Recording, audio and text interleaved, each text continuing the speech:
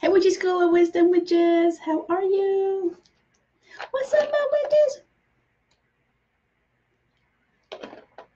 Ooh, I need to take that off there. So, welcome to Witchy School of Wisdom, right? Which is Wednesday, where I go on live Wednesdays. My shirt's driving me crazy today. Where we go on live today, and I share little bits and pieces of wisdom with you. Let's see what is going on. Hey, Ellen. How is everyone? I'm just pulling things up, making sure things are going well on my phone. If you're here, say hello. And awesome. So we got some people coming in. Let me invite some folks before we get started. Let's see. Ellen, you're already here, so I don't have to invite you.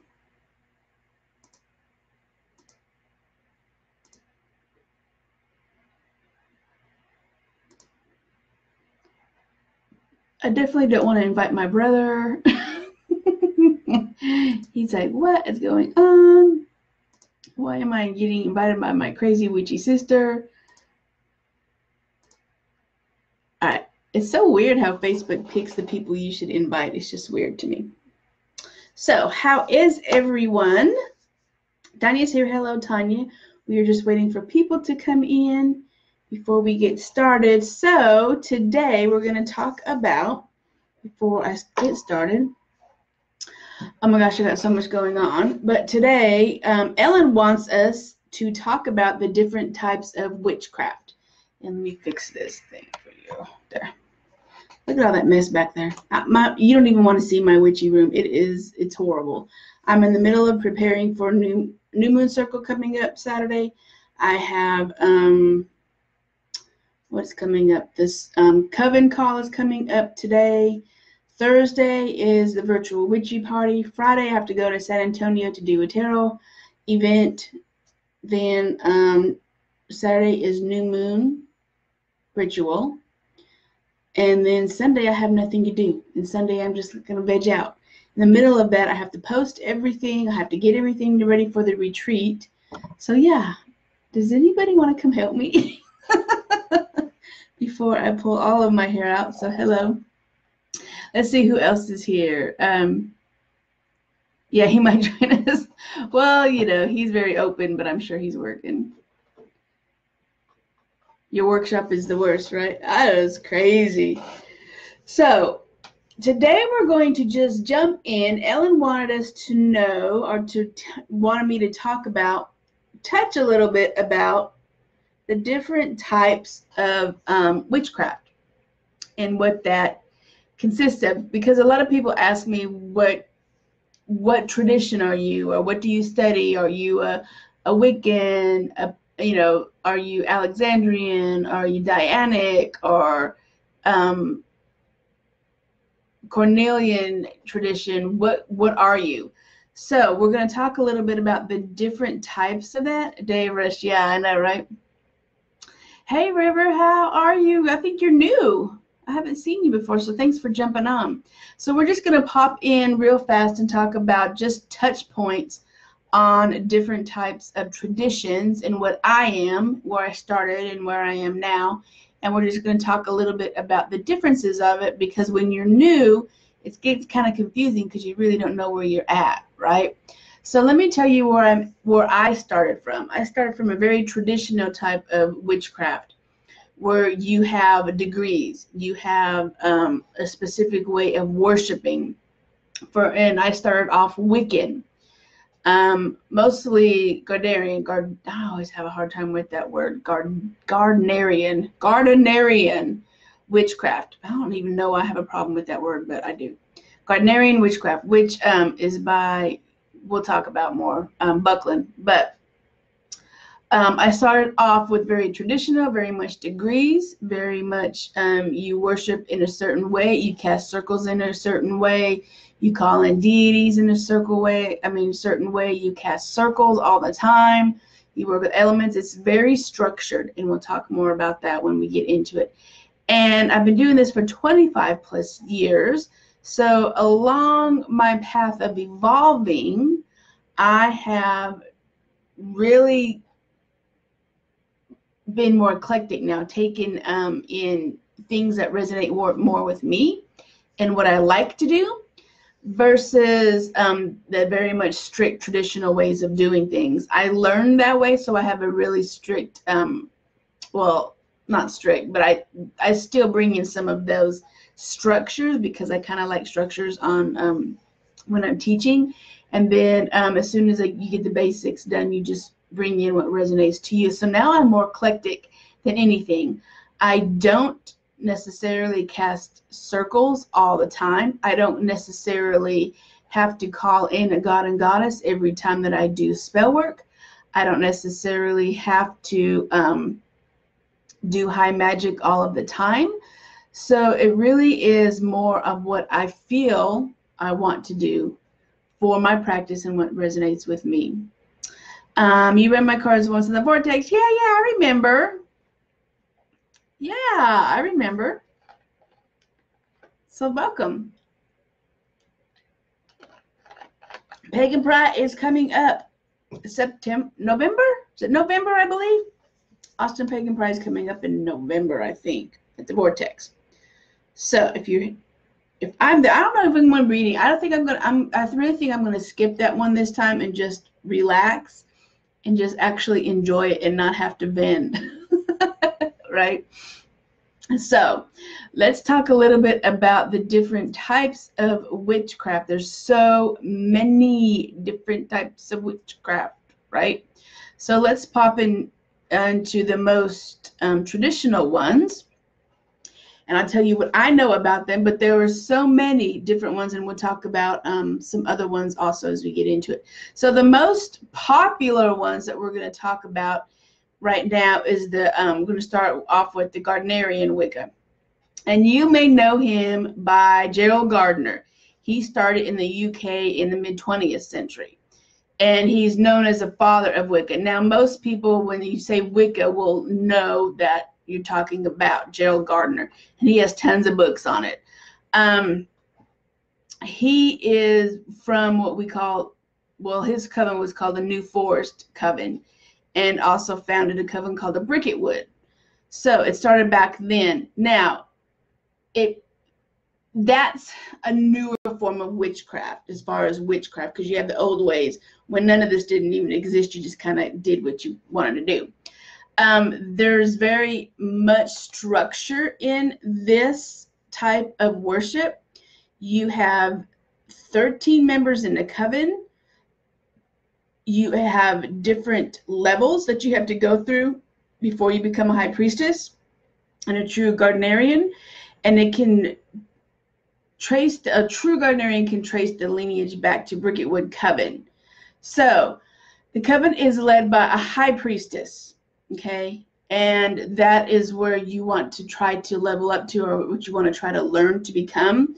But there's very much celebrating the Sabbats, where in the belief that the god dies and is reborn, is the whole cycle of life, and that the goddess is eternally alive, but the god dies and comes back.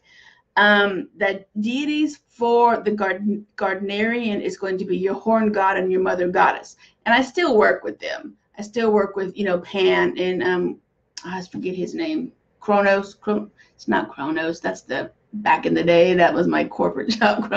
Kronos. You know what I'm talking about. C-U-R-R. I'm horrible with that.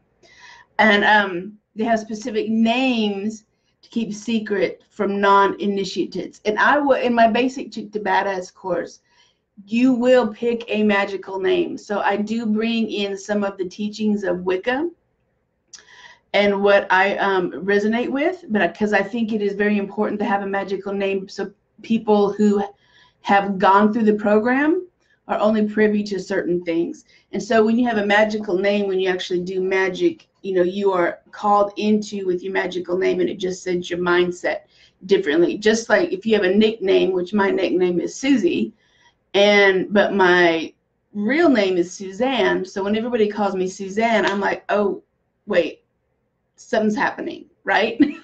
Well, if you just call me Susie, it's everyday Susie. But if someone calls me my government name, my given name, it gets my attention. So that's why it is important for me that when I do the initiatives that they have magical names, and they pick their magical names. So they also have this great book called the Book of Shadows. And that is, you have your inner book of shadows that no one sees, and then you have your outer book of shadows, which you're okay with if you see this, if you share it. It is a book of rituals, recipes, magical things,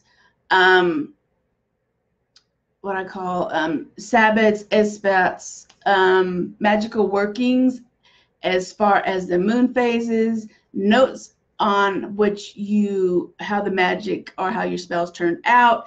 It's just a secret book that's kind of like a diary for your magic.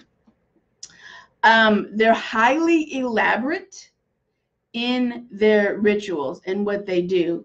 A lot of them involve sex, but present day now they just don't. They just symbolize what we call the great rite.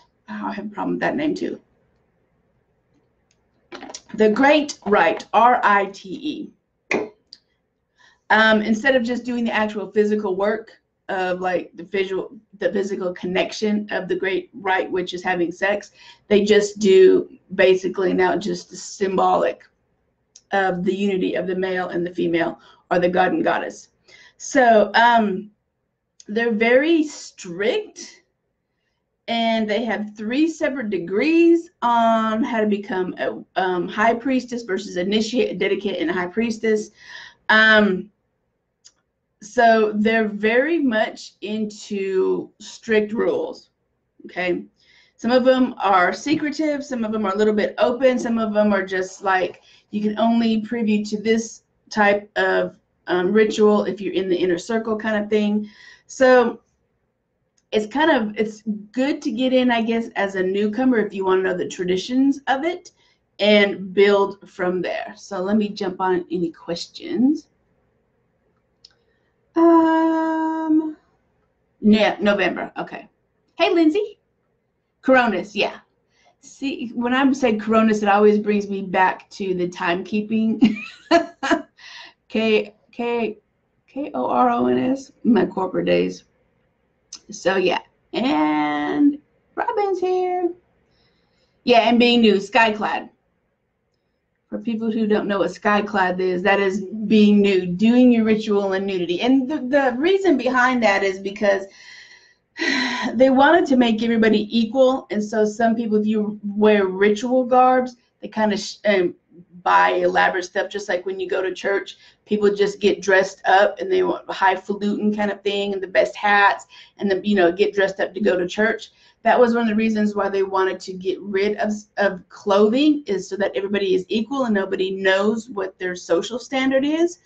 And another reason why they wanted to do skyclad is because that brings them closer to the goddess and brings you closer to feeling energy moving back and forth, because there's no barrier between you and the energy, and when you take the clothing off, there's no barrier. So they felt that the clothing was a barrier between the energy and God and goddess. So that is one of the reasons, couple reasons why they did skyclad. Now Alexandrian Wicca is interesting because I always refer this to as Catholic and Protestant kind of thing, right? It's almost I got ink everywhere, y'all. It's almost like a strict Catholic, and then they move off to Protestant kind of thing. So it was started by Alex Sanders and his wife Maxine. Now it's almost like the Gardnerian, right? But it's less structured, okay? And they worship the deities and ancient deities of the Oak King and Holly King, which are the dying and the rebirth of the god. Now, they do celebrate the Sabbath and the Wheel of the Year, just like the Gardnerians do. But they are really they're a little bit looser than the Gardnerians, okay? they did leave the choice up to their coven members if they wanted to practice skyclad or not. They did emphasize using ceremonial magic and hermeticism, which is high magic. It's not so much dogmatic as the Gardarian, right? And they don't follow so much protocol as the Gardarian. So this is a little bit looser. It's based on the same kind of rituals, but they're not so strict about it. So if you want to learn more about that one, you think Wiccan's too strict, but you like Wicca, then that one might be good for you because it's not as strict. Now, the difference that you want to look at too is that you cannot be initiated in or self-initiated into that coven, the Gardarian one. The Alexandrian you can. Well, I wouldn't do it, but that's just me. I've gotten away from that. But if you are really into being initiated, then under a specific tradition, then you need to go with that tradition. So, Dianic Wicca is very interesting. I love Dianic Wicca. If I would pick anything, I kind of would probably pick, I don't know, Dianic. I love Dianic just because it's very much gender polarity, which means it's very focused on females. It started in the UK. They believe very much in the supremacy of the goddess and feminist traditions. A lot of their covens don't even allow males. They're like, no, you can't come to like the traditional. Now it's kind of getting away from it. Some of it is. Some of them are branched off to where they allow a couple of men in. They're very selective. But as far as just a blanket statement, they really don't allow men at all into their coven, into their rituals. They really focus on the politics of today, socially aware and conscious of the female struggle and the injustices that are faced by women.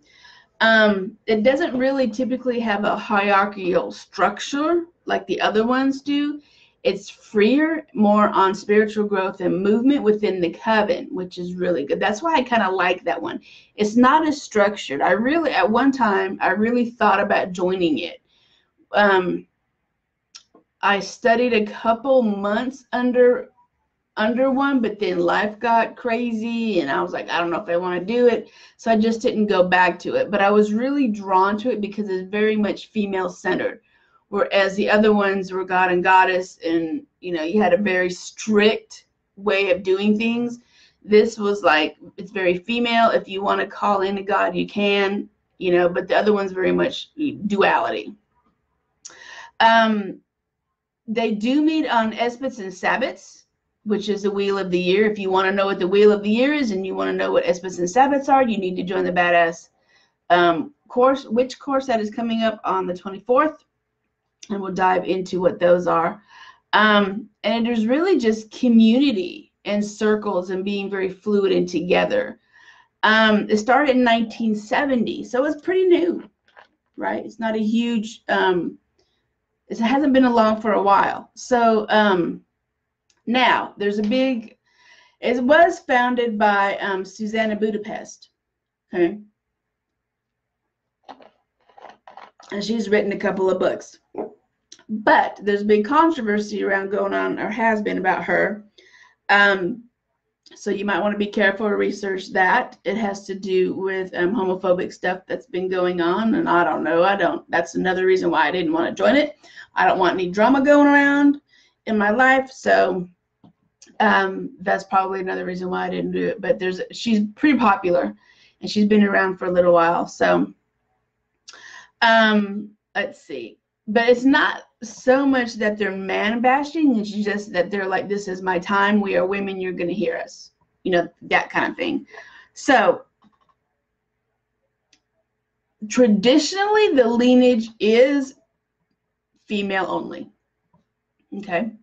So let's ask any questions. Yes, OTO. And they have one in Austin that I've been wanting to go to, but it's south. And I'm like, you know how I feel about south.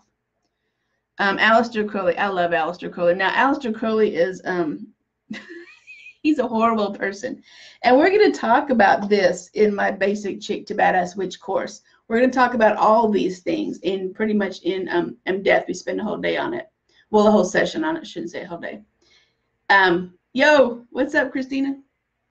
So I got stuff. I don't know how I skinned I've been moving boxes and working on the farm this week, so I skinned it somehow.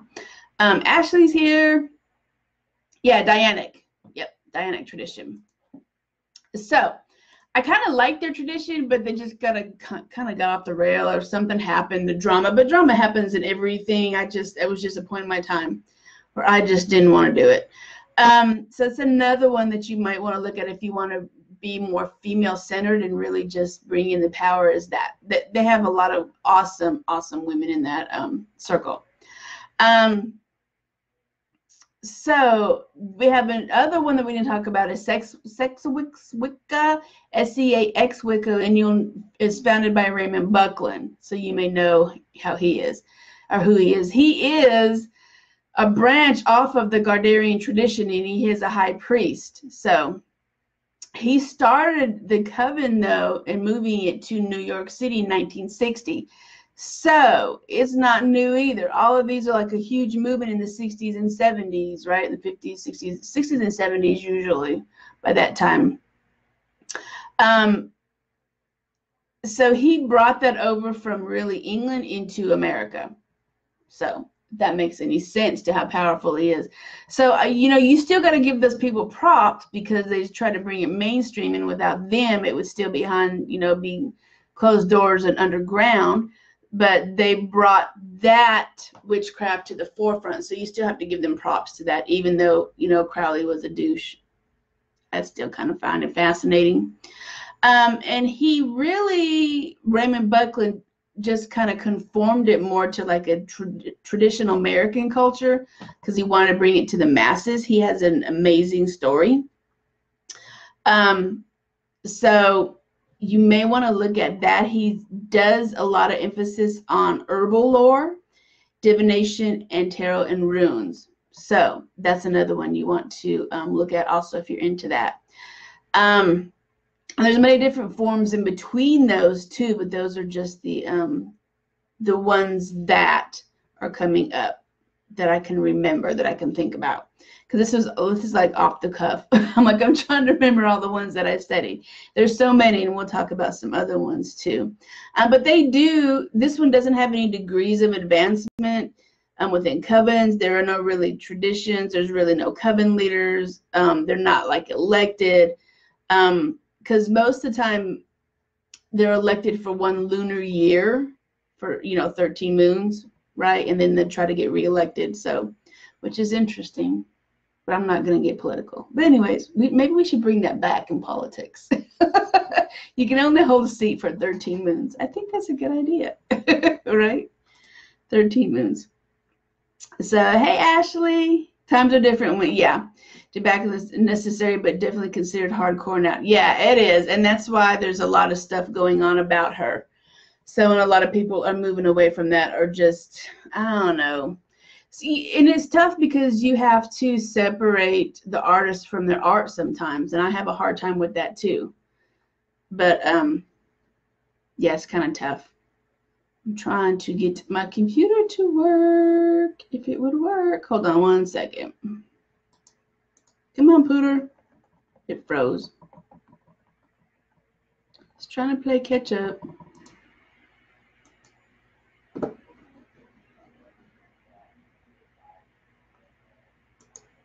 My computer froze, y'all.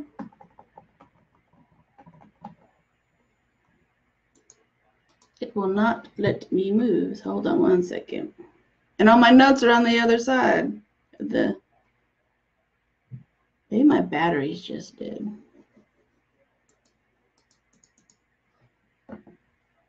Yeah, my battery's just dead. All right, so I guess I need to change the battery out of my mouse, right? So I gotta use my keypad for my notes. So, yeah, times are different, and people, I mean, hell, Gardarian and Buckner, they were sexist and all that crap too, but they have a big, huge following. So I don't know. It's just pick and choose what you want and pick and choose your battles, and you know.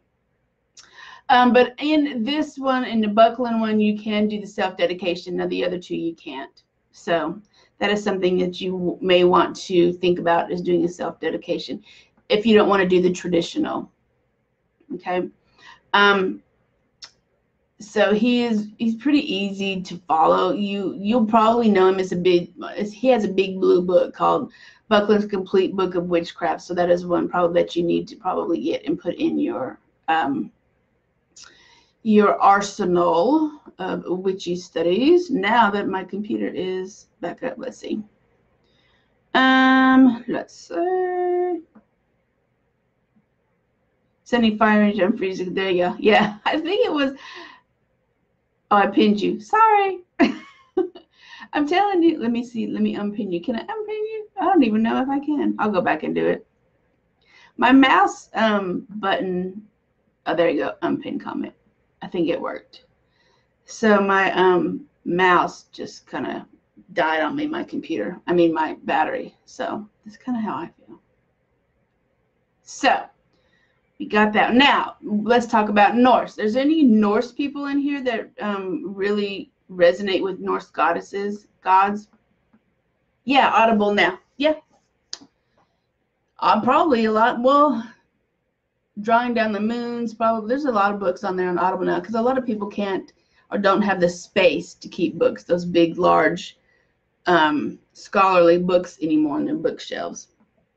And we'll be doing a drawing down the, or a variation of my variation of drawing down the moon ceremony in my coven. Oops, that's what's scratching me. In the retreat. Witchy Goddess retreat. So we'll be doing my form of drawing down the moon. So yeah. So Norse Wicca, everybody should know about Norse Wicca, right? Everybody should know about Odin, or at least heard about it. Even if you just see it in the movies, you know who Odin and Loki is, and Freya and all those, right? Asgard, right? So this is relatively kind of new within the Wicca community. It's not very, it's old, but if you want to put it together, it's kind of new. It's infused with beliefs, practices, deities of ancient North and Scandinavia, right? They have the pantheons of deities. Inspiration from the Norse sagas such as Edis, Grimmasoll, and I'm going to butcher these names. Sabbath, celebrating Horsefest, autumn equinox, generally known as Mabon, which is coming up. Yay! Pre-Christian Anglo-Saxon cultures. You know, I haven't had any coffee today. Can y'all tell? I got up straight from my bed, took a shower, started working. And now I remember, I haven't even had any coffee, so I need some coffee. So, there really overlap between Norse Wicca and Sex Wicca, S-E-A-X, not S-E-X, Sex Wicca. They use a lot of runes. They use a lot of divination. They use a lot of deities. And they believe in like afterlife. There's a big, huge afterlife. So if you're interested in learning more about Scandinavian Norse gods or Norse practices, you want to look at that one. I love Norse ones too. I love the god and goddesses in the mythology of Norse. Now, Celtic Wicca and Druid Wicca. Me, I take it from everything. I swear I do. Now I do. So Celtic and Wicca is Druid. Okay. It's two different forms. Celtic Wicca and Druid Wicca are two different forms, but Wiccans incorporate elements of both in their practice. Okay. The Druids are like the high priestess of the Celtic society, the all-knowing, who people go to for advice, healers, poets, philosophers. They weren't just sitting there just doing magic, right? A lot of them did, but a lot of them were like poets and philosophers and the all-knowing, and they were there for counsel. So those are the people that you went to, the grand poobah, right, of the Celtic society. They did practice, though, divination and magic as part of the roles, although all of them did not. Just like all of us don't practice every single form of divination. We do what we resonate with, and we do what we're good at, and then that's what you do. It was they're very much a part of the Celtic life, and they were really influenced by the practices. Okay. You'll hear the term druids are very much connected to earth and to trees and to oral traditions. They're huge, huge storytellers and oracle readers, and they weave their magic through oracle sharing. So they love to tell stories and plays. So I love that one too. We have a lot of druids. So a lot of it is, for me, if you're really drawn to earth magic, then I would look at Celtic and druids. They very much work with the Sabbats, which is Lunasa, Lammas, Mabon, work really, really close with the Wheel of the Year. Usually they came from like Wales, Irish, Welsh, that kind of thing. Now you will hear the term Ogham, O-G-H-A-M, and it's like a Gaelic writing system. And I have Ogham sticks where the writing words are actually thrown on these sticks, and you read them like runes. So, and they're just lines, different lines. And that's how they make up their writing system. Interesting fact, for sure. They really work with the elements of earth, sky, and water. And earth, sky, water, instead of just the traditional kind of Wiccan system. This is super, super old, right? Now, the Celtic covens may or may not involve the hierarchy or degrees advancement. I think it just depends on the coven that you're in. And it depends on the influences of, if they want to bring in more Gardnerian or Alexandrian traditions, incorporate that. Okay. The animals that are really important to them are going to be the stag, for sure, the salmon, the boar, and the raven. So the druids do have specific symbols that they resonate with. So they will bring those into all of it, if not, well, most of it, if not all of it, their practices and their magic. Okay. So let me catch up on comments. Does anybody here resonate with yeah, Norse Pantheon? I love Norse Pantheon. Hey, Elena. It's a Wednesday, but honestly, I feel like, girl, I'm like, how am I going to get through these 3 days? And then Blair wants to go camping, and I was like, I can't go camping. What are you talking about? I don't have any life until January. Pretty much, right? So working until January. Let's see. Now, a lot of you are going to resonate with the next one, which is solitary and eclectic, which I'm more eclectic. And that just means you bring in shit from everywhere. Whatever resonates to you, you do it. Solitary is just by yourself. You are on your own rather than as part of a coven or a circle. You may follow a single tradition through books and learning, but you don't participate in covens or circles or meetings or anything like that. It's very much yourself. Now, a lot of newcomers to witchcraft will start off solitary just because they think it's very intimidating to be in a circle. And it is because they watch all of the traditional, high magic stuff, and they get intimidated by it. Whereas if you started like in a circle that was very just eclectic, then it wouldn't be so intimidating. And then some people just don't like to be around other people. Some people just want to do their own solitary stuff and practice magic by themselves. There's nothing wrong with that.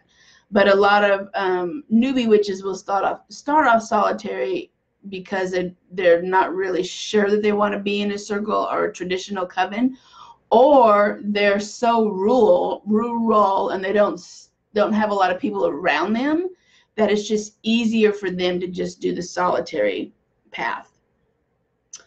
But they can bring in anything they want to when they start off solitary. They can bring in a specific path, or they can just do their own, right? Now, this is where I consider myself to be currently, is an eclectic Wicca, eclectic witch, right? And it brings in the traditions of everything that you resonate with. So I bring in the traditional. I still love high magic. I still love the degrees of it. I still love the fact that you call on the god and goddess. I still love the fact that you celebrate the wheel of the year, but it doesn't necessarily mean that I do that all the time. I love druid stuff. I love Norse stuff. I love herbal magic. I love hoodoo. I love voodoo. I love what we call granny magic or Appalachian magic. So I bring in all of that.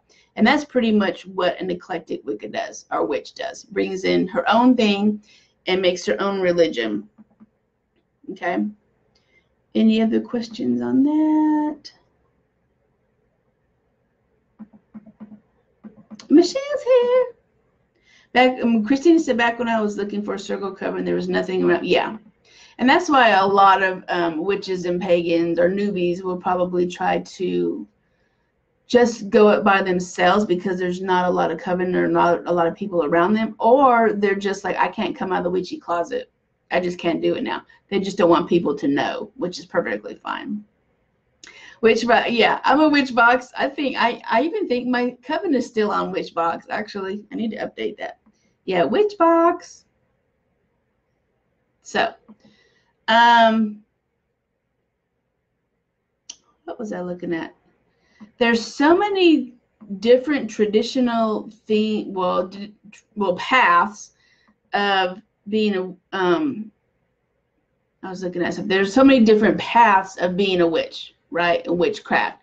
You mean a sea witch, a kitchen witch, a head witch, Dianic witch, which we talked about, elemental witch, ceremonial witch. There's just something about, I love ceremony. I think it's the old Catholic in me that I can't get rid of. I still love the ceremony magic and high magic. Green witch, hereditary witch is when it's passed down through lineage.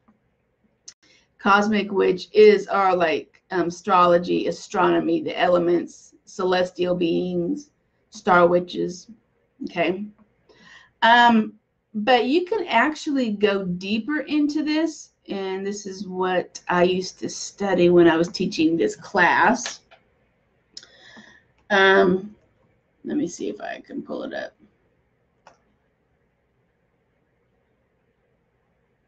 I don't know. There are actually many different types of witchcraft, depending on what region you live in. If I can get that. You have African, Alexandrian, ancestral, angelic, an art witch, Arthurian, which is based around the King of Arthur, right? Which I love the King Arthur and Guinevere. Chaos magic. Is anybody into chaos magic? Blends all types of magic and is based on strong belief that magic is being used. What is another one? Oh, Egyptian. When I was studying this, there was Egyptian. There's Eskimo witchcraft. There's Italian, which is Strago witchcraft. What other one? Oh, Asia witchcraft, the continent of Asia, right?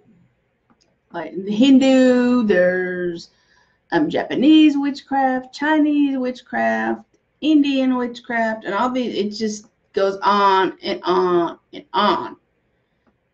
You have the left-handed path, which I find very fascinating, where they reject normal magical conventions and engage in the breaking of taboos. Now, left-handed path is different than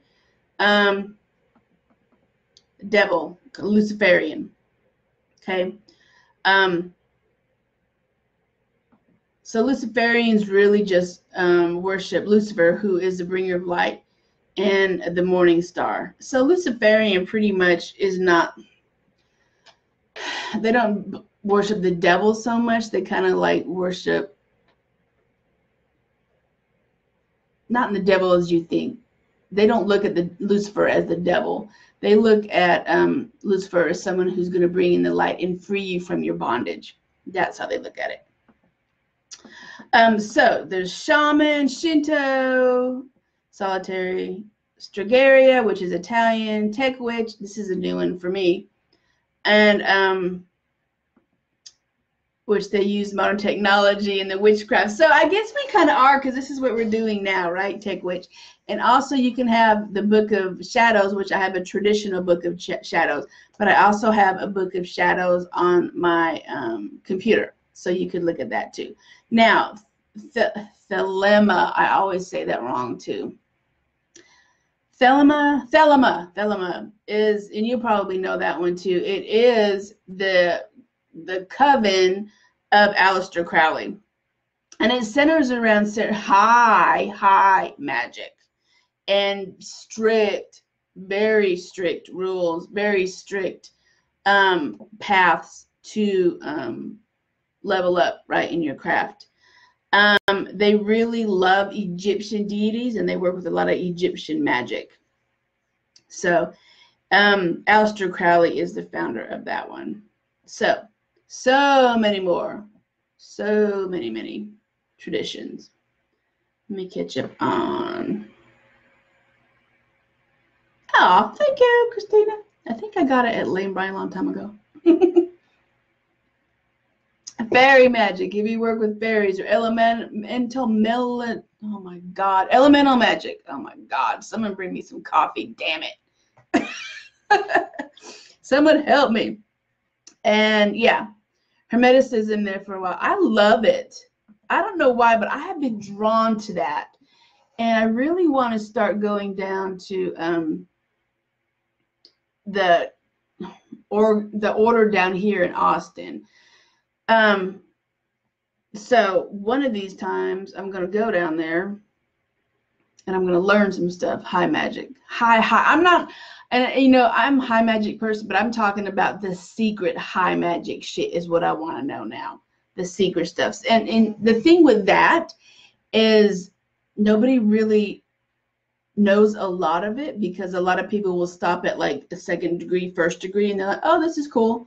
But so you can get first degree, second degree stuff, right?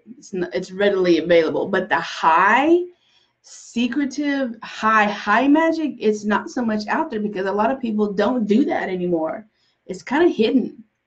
So you have to really dig deep to find it. So that's what I really want to study next, is high magic. Christina said, I definitely learn more towards Luciferian chaotic magic these days, but there's a lot of assumption that it's negative. It's not at all. And you're correct on that one, Christina. It's not at all. And Christina said, I like ceremonies of wheel of the year stuff, or hand fasting initiations. Yeah, I still love all that stuff. I still do all that stuff. So it just depends on what you want to do, and if you want to be very strict, and some people love that, and some people love the fact that they have structure, and some people love thrive on that. Some people don't like the structure of, you know, the traditional ones, and they want to be more eclectic. So find what you like, experiment, and don't be afraid. Join a coven if you want to. They're not going to bite. They're not going to sacrifice you. They're probably not even going to let you in to their inner coven. They'll just, hey, just come to open a ritual, and then just hang back and just watch. I promise you, it's super easy. It's not scary at all. Hey, Lindsay.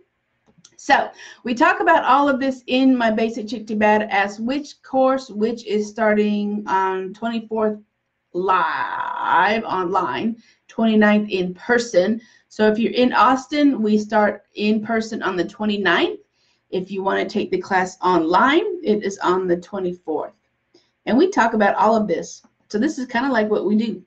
We'll go through slides and we'll talk about all kinds of stuff. And if you have any questions, we'll go back and forth.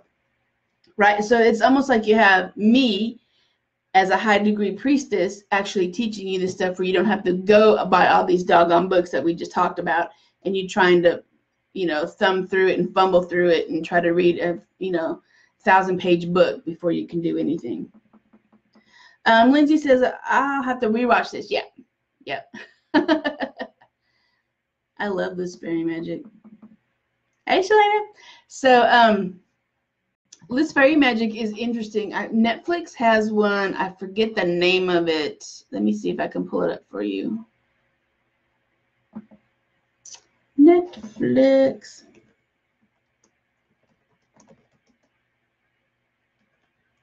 Luciferian.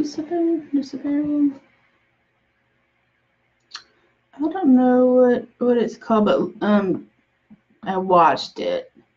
Oh. No, that's not it. They want to bring in like Lucifer and satanic crap. I'm like, no, I want the documentary. Let me see if I can find it for you because it's very interesting.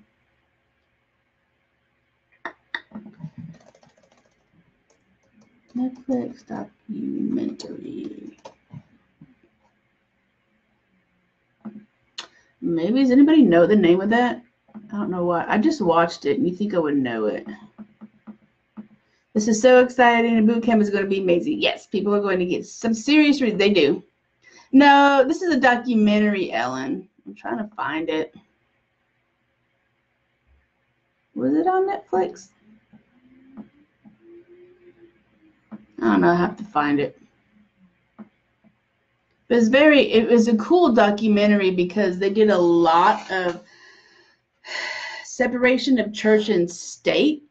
And they were very much like, if you're going to put up the 10 Commandments, then we should be able to put up a statue of the devil. So it wasn't the fact that they wanted to have everybody worship the devil, right?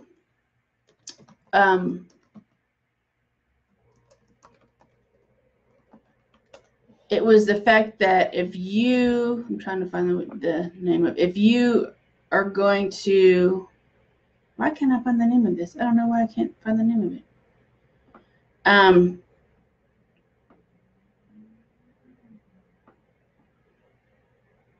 Oh my God, why did Doreen Virtue come up?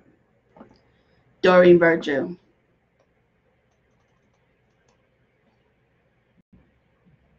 Hold on.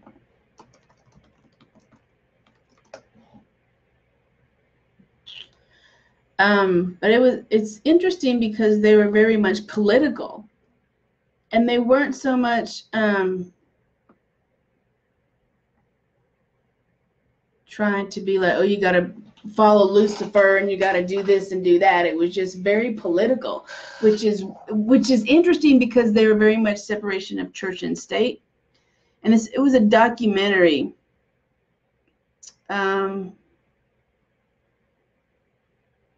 Yeah, I know. I can't think of it. I have to Google it and post it on there. But anyway, so it's a documentary of who they really are. I recommend that if you want to see the insides of what goes on when you are doing a left-handed path kind of thing, then you need to look at it because it really is not what you think it is. You need to get the Christianity kind of out of your mind about what, you know, God, well, the devil is, right, and Lucifer, because it's not. Because if you remember, Lucifer was an angel. He was just a fallen angel. He's as powerful as the other angels. So, on that note, are y'all going to get into this Basic Chick to Badass Witch course? Because you need to. Do you know that I only offer this course once a year? So if you don't get into this course now, you have to wait 12 whole months. And my prices go up every single new year, which is a witch's new year. It's not January 1st. It's October 1st. So if you want to work with me for $497 for 8 weeks, one-on-one witching, and you want to become a powerful witch, then you need to get on it on this price now. And it has payment plans available, because I love talking about this stuff. I could talk about this stuff for hours and hours and hours. I'm not going to set a time for how long we stay in sacred space together. Sometimes people say, oh, we have an hour Zoom call. And people sometimes will go over that and they'll say, oh, we have an hour, but, you know, we're going to cut it off. I'm not going to cut it off. If we have a great discussion going on, then we're going to continue that discussion until we, yeah, damn the bar, green and gray. I love them. Great. Is it Hail Satan? I'll have to look and see. Those are great bands, by the way. Damn the Bard and Green and Gray. So get in on it. You're not going to be able to work with me for this price again. I think I only have one fast action bonus still available, I believe. So doors close soon. We start on the 22nd, or did I say 24th? Yes, start on the 24th. I don't even know when we damn start. That's a kind of crazy day I have had. I'm like, it starts sometime. No, really, it starts on the 24th. So I've done the course in the past, and it's an amazing course, and it's only going to be, yeah, because the more I do it, and then I only do it once a year, right? Doors only open once a year. I add stuff to it. That's why the price is going up, because the people who were in it last year didn't get the stuff that you guys are going to get this year. So I keep adding to it every single time we have it. So every year. So $497 for the initiate level, and then the dedicate level. And you get in, you know, I'm going to ask you, what is the initiate level and what's the difference between initiate and dedicate level? You know, and you do become a high degree priestess in this course. And after this course, when you finish your testing, because not everybody's going to pass, not everybody can be a high degree priestess under me. They have to be able to show the ability that they can witch and that they grasp the concepts of being a witch. So I will ask you stuff like that. Yeah. Oh, thanks, Christina. I will ask you, what phase of the moon do you do your releasing ceremonies on? What Sabbath is the first harvest Sabbath that we celebrate? What kind of divination is great for Samhain?